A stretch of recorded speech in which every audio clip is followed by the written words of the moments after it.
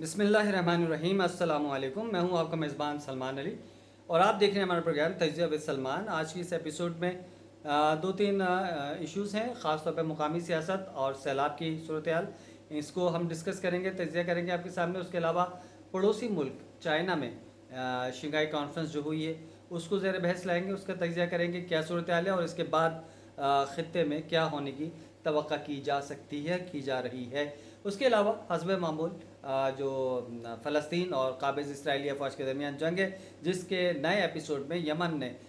جو ہے وہ شرکت کی ہے اور یمن کا کافی نقصان ہوا ہے۔ ان کے وزیر اعظم اور چیف آف آرمی اسٹاف اور ترجمان سمیت کئی نامور شخصیات مرتبہ شہادت پر فائز ہوئی ہیں اور جوابی کارروائی یمن نے کرنا شروع کی ہے، اور انتظار ہے کہ اب اس میں اور کون کون انوالو ہوگا۔ کرتے ہیں تجزیہ ان تمام صورتحال کا، اور آپ کے سامنے آنے والے دنوں میں جو کچھ ہونے والا ہے جس کی توقع کی جا سکتی ہے اس کو ایک نتیجے کی صورت میں آپ کے سامنے رکھیں گے۔ چلتے ہیں پہلی خبر، پاکستان میں سیلابی صورتحال جس طرح ہر سال توقع کی جاتی ہے، یعنی اور ہر بارشوں کے بعد توقع کی جاتی ہے کہ پاکستان میں سیلاب آئے گا، اور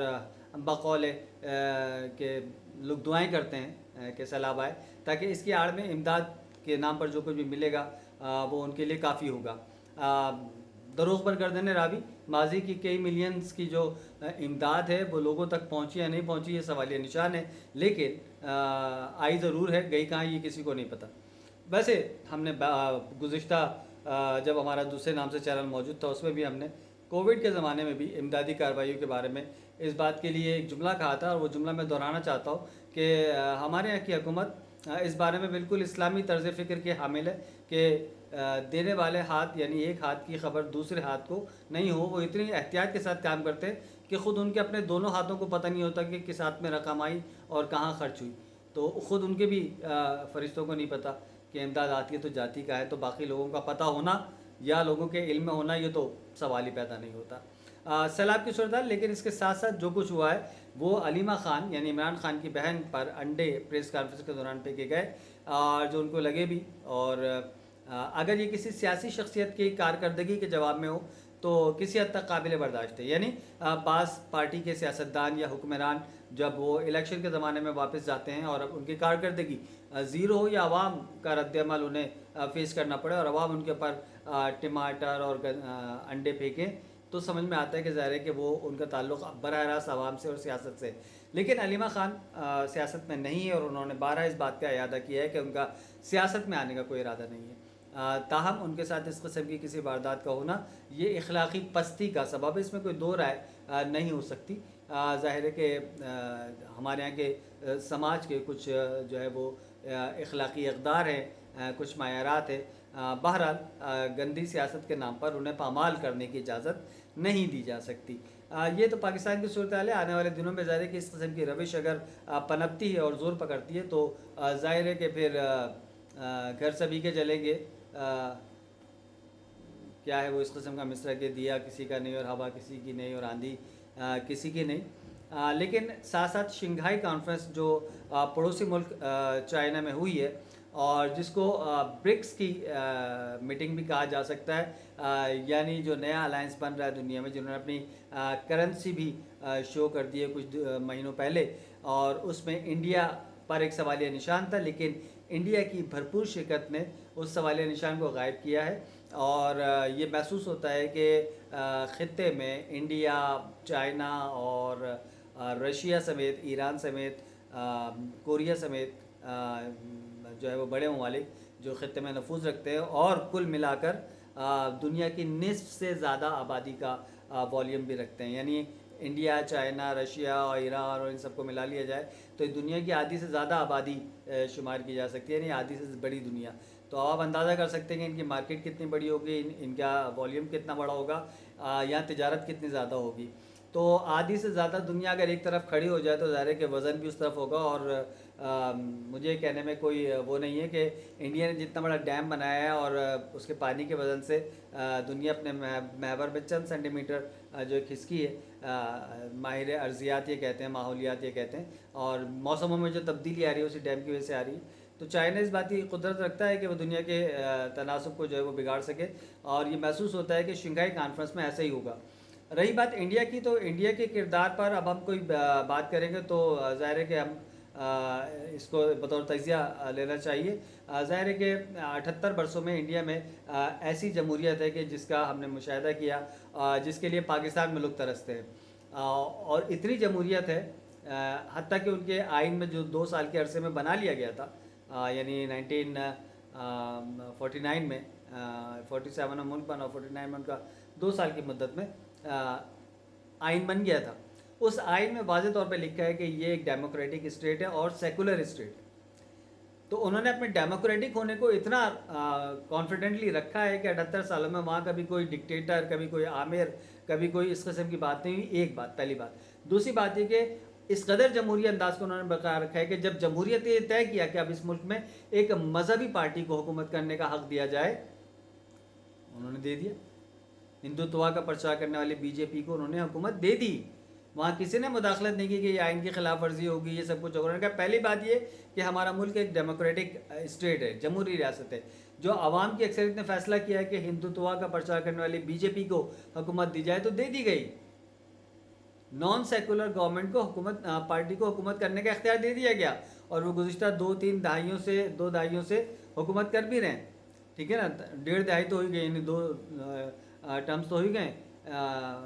مودی سرکار کو، اور اس سے پہلے بھی جو گورنمنٹس آتی رہی ہیں ان کی، ٹھیک ہے نا۔ تو آپ دیکھیں، اندازہ کریں۔ اور اب جو صورتحال ہے جتنی تیزی کے سے، یعنی اس دوران بی جے پی کی گورنمنٹ میں بہت سارے ایشوز آئے، نوٹوں کی تبدیلی اور فلاح اور تجارت اور بہت سارے، لیکن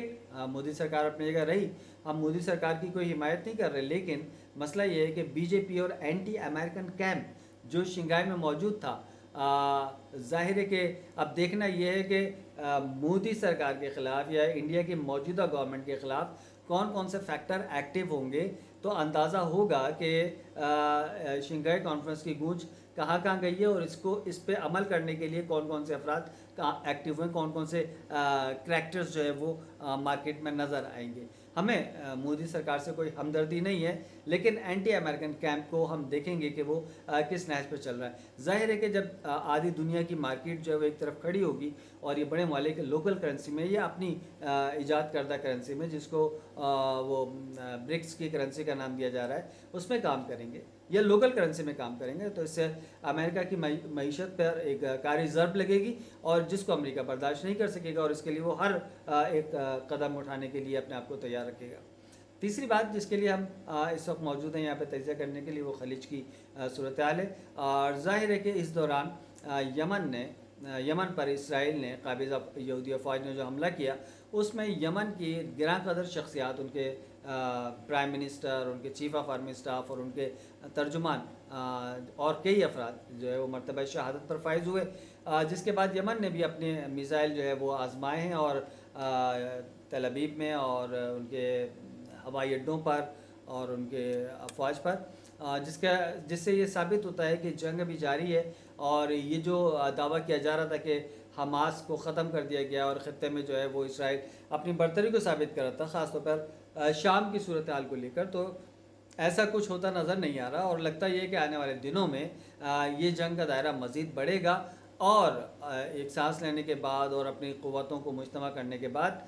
باقی مزاحمتی لشکر بھی جو ہے وہ دوبارہ اپنا کام کا آغاز کریں گے، یعنی حزب اللہ اور حشد الشعبی، خاص طور پر حماس اور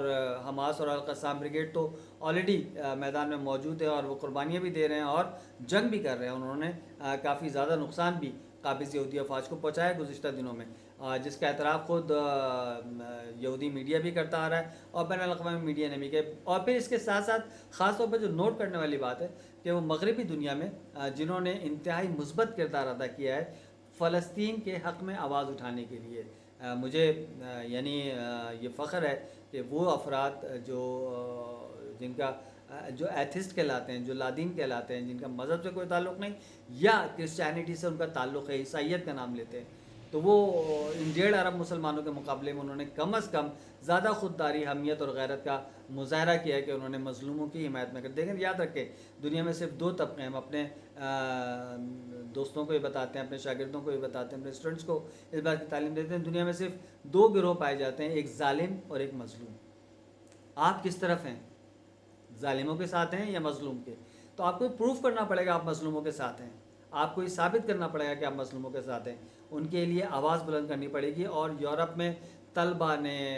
جابس کرنے والے افراد نے، حکمرانوں نے، سیاستدانوں نے، پارلیمنٹیرینز نے، بہت سارے عناصر نے اپنے اپنے ڈومین میں رہتے ہوئے، اپنے دائرہ کار میں رہتے ہوئے اپنے اسناد کو قربان کیا، تعلیمی اسناد کو، اپنے جابس کو قربان کیا، اپنے عہدوں کو قربان کیا، اپنے اسٹیٹس کو قربان کیا، یعنی مظلوم فلسطینیوں کی حمایت کر کے ثابت کیا کہ وہ ظالم کے نہیں، مظلوم کے حامی ہیں اور مظلوم کے ساتھ ہیں۔ انتظار اس بات کا ہے کہ کب مسلمان بیدار ہوں گے، عرب دنیا بیدار ہوگی، کب ترکی، اردن، مصر، سعودی عرب اور دیگر اسلامی ممالک بیدار ہوں گے اور غزہ کے مسلمانوں کی مدد کرنے کھڑے ہوں گے، حمایت کریں گے، یعنی باقاعدہ حمایت کریں گے اور امریکہ کے خلاف اور اسرائیل کے خلاف۔ دیکھیں شاید ایسا ممکن ہو آنے والے دنوں میں، امید کی جا سکتی ہے۔ لیکن خطے میں آنے والے دنوں میں انڈیا کی موجودہ حکومت کے خلاف ہونے والی سرگرمیاں اور قابض یہودی افواج کے خلاف ہونے والی کارروائیوں میں تیزی آنے کی توقع کی جا سکتی ہے، اور اس کے ساتھ ساتھ برکس کے مزید مضبوط ہونے اور ایکٹیو ہونے کی شنیدن کی جا سکتی ہے کہ ایسا ہو سکتا ہے کہ آنے والے دنوں میں آدھی سے زیادہ دنیا جو ہے وہ لوکل کرنسی میں یا برکس کی کرنسی میں کاروبار کرے گی۔ امید ہے تجزیہ آپ کو پسند آیا ہوگا۔ اپنی قیمتی رائے کمنٹ سیکشن میں ضرور ہم تک پہنچائیں۔ اپنے میزبان سلمان علی کو اجازت دیں۔ خدا حافظ۔